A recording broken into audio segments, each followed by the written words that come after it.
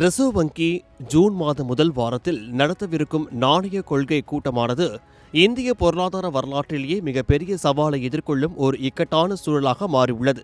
கடந்த சில நாட்களில் மட்டும் பெட்ரோல் மற்றும் டீசல் விலை அடுத்தடுத்து 4 முறை உயர்த்தப்பட்டு இருப்பது நாட்டின் பணவீக்கத்தை மீண்டும் எகிர வைக்கும் அபாயத்தை உருவாக்கியுள்ளது. இந்த விலை உயர்வு காரணமாக சென்னையில் தற்போது 1 லிட்டர் பெட்ரோல் விலை $107.77 டீசல் விலை $99.55 உயர்ந்துள்ளது. இது வெறும் எரிபொருள் விலை உயர்வு மட்டுமல்ல, ஒட்டுமொத்த இந்திய சந்தையில் உள்ள அனைத்து அத்தியாவசிய பொருட்களின் விலையும் நேரடியாக பாதிக்கக்கூடிய ஒரு பொருளாதார சங்கிலி தொடர் என்று நிபுணர்கள் எச்சரிக்கின்றனர்.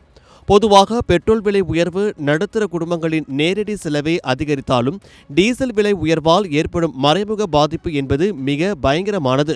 ஏனென்றால் இந்தியாவின் ஒட்டுமொத்த சரக்கு போக்குவரத்தில் 65 முதல் 70% சாலை வழியாகத்தான் நடைபெறுகிறது. டீசல் விலை உயரும்போது லாரி மற்றும் கனரக வாகனங்களின் வாடகை கட்டணம் தானாகவே உயரும். இதன் விளைவாக காய்கறிகள், பால், மளிகை பொருட்கள் முதல் கட்டுமான பொருட்கள் வரை அனைத்து அத்தியாவசிய பொருட்களின் விலையும் சந்தையில் மலமளவென உயர்ந்துவிடும். உலக அளவில் கச்சா எண்ணெய் விலை ஒரு பேரல் $100 மேல் தொடர்ந்து நீடிப்பதும், இந்தியா தனது எரிசக்தி தேவைக்காக 85% மேல் இறக்குமதியை நம்பி இருப்பதும் இந்திய ரூபாயின் மதிப்பை பலவீனப்படுத்தி நாட்டின் பட்ஜெட் பற்றாக்குறையை அதிகரித்து வருகிறது.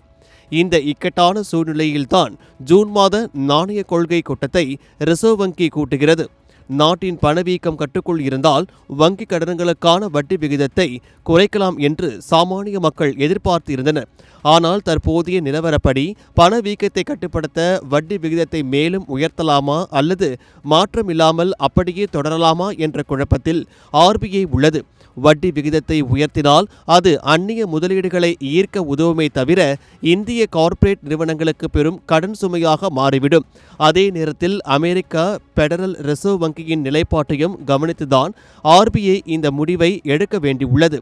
இதன் மூலம் சாமானிய மக்களுக்கு கிடைக்கப் போகும் நேரடி பலன் என்னவென்றால், ஒருபுறம் காய்கறி, பால் உள்ளிட்ட அன்றாட பொருட்களின் விலை உயர்வால் மக்கள் அவதிப்பட நேரிடும்.